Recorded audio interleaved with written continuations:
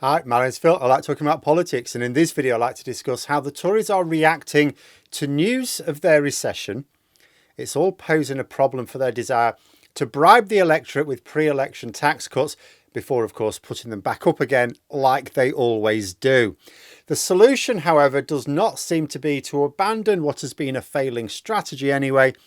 Now, Jeremy Hunt is reported to be working out how to unleash a new wave of austerity in order to pay for the tax cuts for the rich. But first, if you'd like to be notified of daily news and politics, please subscribe to the channel. So, I discussed the by-election wins earlier and noted that the Tories were coming up with their usual excuses. Oh, our voters stayed at home. They'll be back for the general election. Oh, Labour won comfortably, yes, but there's no love for Starmer. They were saying all of this just before the 97 election as well. But there was one excuse that seems to have largely been dropped. It has to be dropped because in the past they would put the by-election losses down to mid-term blues.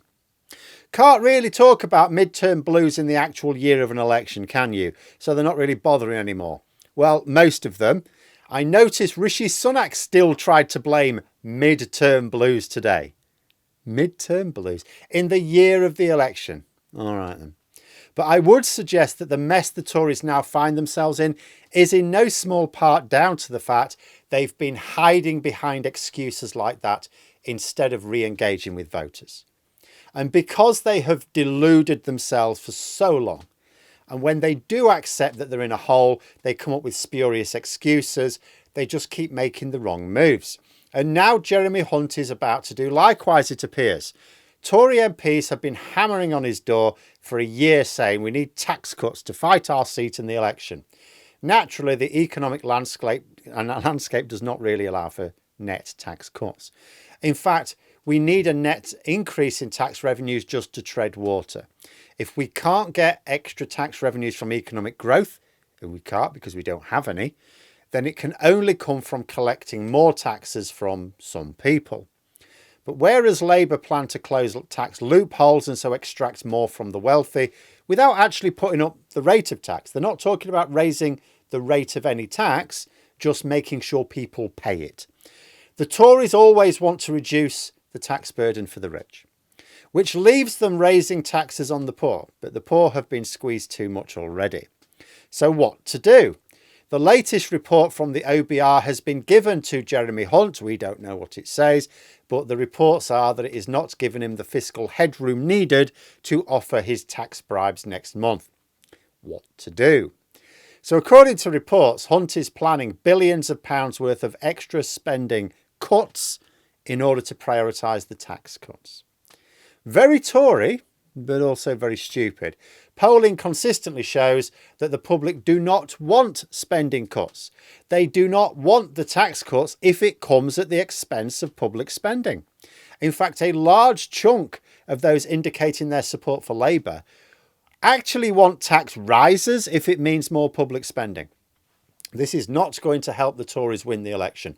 It's not even going to be a good trap for Labour. In fact, it will just make it easier for Labour, arguably, to boost public spending by what will look like a greater percentage. And at this point, I don't know why Hunt is doing this. There's a couple of possibilities. He might be doing it because Tory advisors think that the tax cuts will help them win some support back. If so, they're idiots. This is flying against all the polling evidence. This is something that just doesn't win voters back. It can actually also cost them maybe some existing ones if they're not careful. There's an increasing number of anecdotal evidence this, but an increasing number of elderly voters who are used to voting Conservative. They've been voting Conservative. They even voted Conservative when the last Labour government were in town.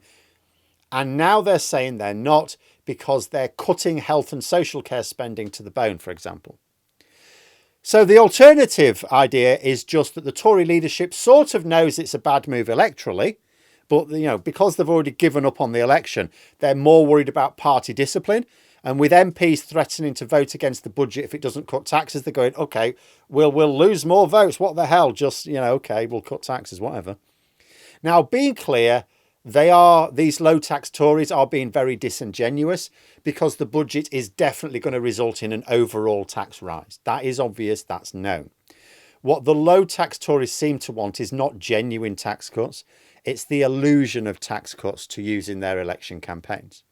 They want a cut in income tax or inheritance tax or a bigger cut in national insurance. Anything they can say is a tax cut, even if taxes overall are increasing. But it is going to come at a cost. Budgets are always fiddled to a certain extent, so when you're planning your what's called fiscal headroom, it's always based partly on an expected economic performance. You're trying to judge how the economy is going to go over the next few years. Now, the Tories have been basing their budgets on economic growth that they just haven't been delivering. Hence why both taxes and borrowing has skyrocketed while they've been in charge. They've based all their spending plans on a certain level of economic growth, which just doesn't materialise.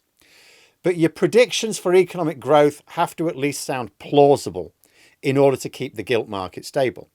But it's believed that this is not going to be the case.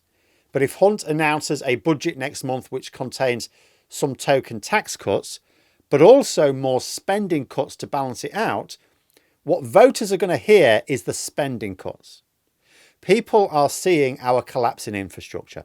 They can't get a doctor or dentist, and their local school is falling down.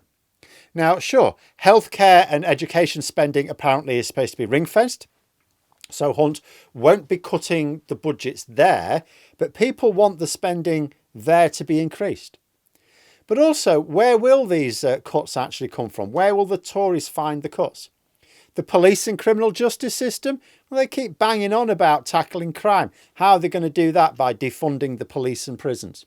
Defence? People now know that our military has been hollowed out, just as people are being more tuned on to the idea of war in Europe again. We've got ships which can't set sail because we can't crew them. So they will have to try and make more money from the Department for Work and Pensions, won't they? It's all that's left. Squeeze vulnerable people more. Now, they may hope in doing that they trap Labour. The spending cuts will probably be delayed until after the election, so they can dare Labour to put them back and revert the tax cuts to boost that spending.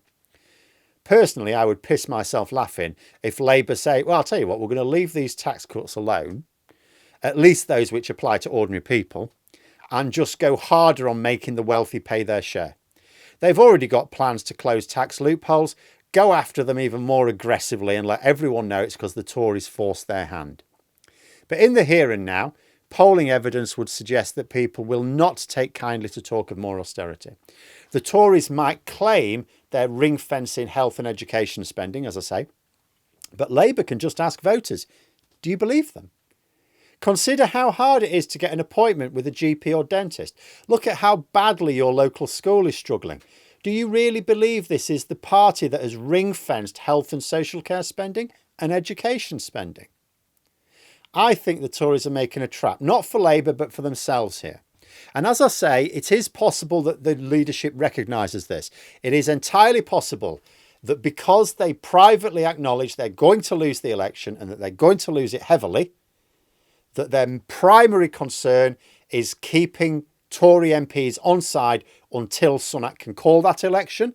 And so maybe Hunt will announce these tax cuts and spending cuts, even though they know it's going to cost them more votes and more seats, because at the end of the day, Jeremy Hunt is probably going to lose his seat and he doesn't care. He'll just go off. He's wealthy enough, and Rishi Sunak is definitely wealthy enough to go, I don't care, I'm going to California anyway.